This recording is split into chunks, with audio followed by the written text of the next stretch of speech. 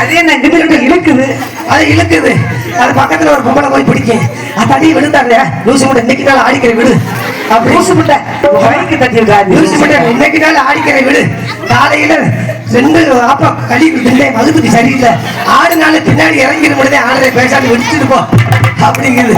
இதெல்லாம் எல்லாத்தையும் பரவாயில்லன்ட்டு நான் எத்தனை என் புருஷன் மொத்தம் 9 புருஷனுக்கு வாங்கப்பட்டேன்.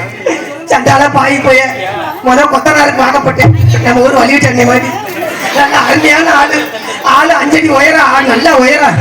சரி எங்க வீட்டுல சொன்னாங்க ஒரு நாளைக்கு 1200 ரூபாய் சம்பளம்னு சொல்லி வாங்கப்பட்டேன்.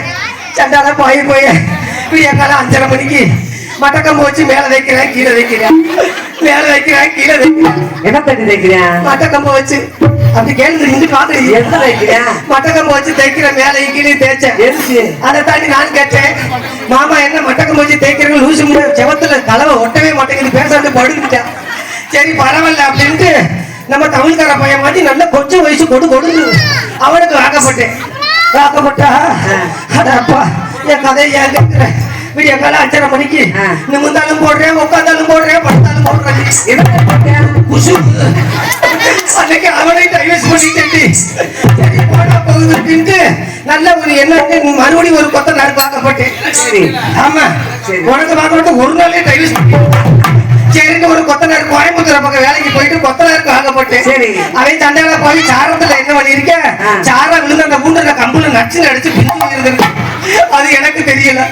சரி பரவாயில்ல விடிய காலம் 5:30 மணிக்கு நல்லா பிறந்து படுத்தேன். பிறந்து படுக்கையில இன்னைக்கு நமக்கு நல்ல வேட்டடா அப்படின்னா முக்காயி எனக்கு ஒரு வாரம் ஆச்சு அப்பு போய் யாருக்கும் சொல்லிடாது எனக்கு என்ன ஒண்ணுமே இல்லைன்னு இந்த தமிழ்கார துணியை குடிக்கிட்டே சொன்னேன். கமுதிட்டு சாயல் ஓடி பெருநாளி எல்லா ஊர்லயும் சொல்லிட்டேன். மூக்காய் புருஷனுக்கு அந்து வச்சு, மூக்காய் புருஷனுக்கு அந்து வச்சு, அந்து வச்சு. இந்த பையன் எப்ப பார்த்தாலும் என்னையே கேட்கிறேன், உன் புருஷனுக்கு அந்து வச்சாங்களா அந்து வச்சாங்க. சரி அதை தாண்டி அந்த வெள்ளாவரியா சொல்ல முடியல, தாய்மொழி இல்ல, அதனால வெள்ளாவரியா சொல்ல முடியாது.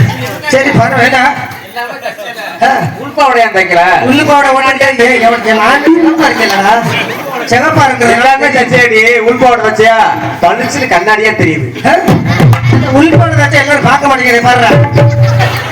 இப்படித்தான் என் பொழப்பு. சரி பரவாயில்ல சப்போட்டா பழக்காரனுக்கு வாங்கப்பட்டேன். சரி ஏன்னா 4 வருஷம் டைவர்ஸ். எங்க வீட்டுல சொன்னாங்க சப்போட்டா பழம் அன்னைக்கு முதுகுளத்தூர் சந்தை கமிதி சந்தையில வாங்கி நல்லா வியாபாரம் பார்ப்பாருன்னு சொல்லிட்டு நானும் வாங்கப்பட்டேன். என்ன பண்ண 2 நாள் அப்புறம் வந்தேன் வீட்டுக்கு. சரி 4 டை சப்போட்டா பழம் வித்துட்டு இன்னைக்கு தாண்டி வாரேன். நானும் கட்டுல பூ உலமெல்லாம் போட்டு வச்சிருக்கேன். நல்லா பிறந்து வளர்த்துட்டு சரி சப்போட்டா சப்போட்டா தாண்டி சொன்னேன். மாமா என்ன சப்பாட்டா சப்பாட்டா சொல்லி என்ன மாமாட்டு பேசாண்டு படு 2 டை சப்பாட்டா பழம் வச்சிருக்கேன். முதுகுளத்தூர் சந்தையில வைக்க கமிதி சந்தையில வைக்க நானே குழந்தை போய் கிடைக்க லூசு படு வச்சேன். நான் என்ன பண்ணேன் உங்க மதிப்புல ஏன்னா போமா ஆம்பளை இல்லாத வீடு வாழ முடியுமா? அதனால ஒரு பஞ்சாயத்து வந்துச்சு. பஞ்சாயத்து அதான் கேளுங்க சொல்ல நல்ல பஞ்சாயத்து. முனியாண்டி மூக்கம்மா பருத்தி விளைச்சிருக்கு. முனியாண்டி ஆடு போய் மேய்ஞ்சிருச்சு. நல்ல பிச்சைக்கு போயிருக்கு.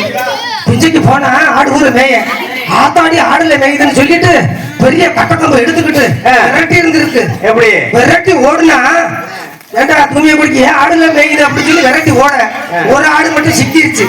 ஒரே அடி காலை அடிச்சு உடச்சு போச்சு. அப்புறம் ஆமா அடிச்சு உடைச்சா முனியாண்டி ஆட்டை தட்டி போறாரு.